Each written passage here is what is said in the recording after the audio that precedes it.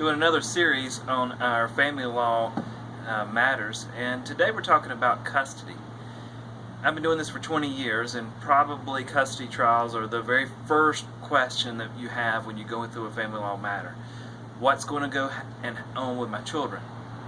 And usually the first question you want to ask is, am I going to get custody of the children? Well, let's start in saying that, first of all, custody in its most true sense is just what's in the best interest of the child. And what that means is, between the choices of places for the child to live, what's going to be in their own best interest. When it comes to issues of custody, the answer to that question has a lot to do with who that other person is and what their role and involvement is going to be. Imagine it this way. If as a parent, you could be graded on a scale of 1 to 100, and you're a 95, better than 95% of the parents out there. But the other parent is a 97.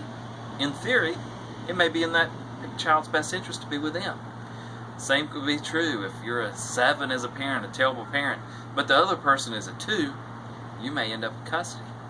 That sounds pretty cruel or even difficult to determine. That's why it's so important, if possible, for you to work out arrangements.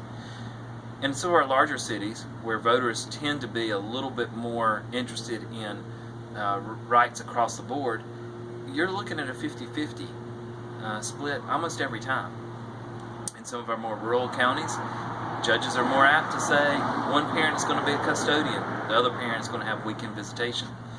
That happens all the time. You need to be prepared for whatever those inevitabilities are. In order to know what's going to happen in a custody case, it's important to weigh a lot of different factors. What's best for the child's education? What's best for the child's mentality? Who's going to physically take care of the children?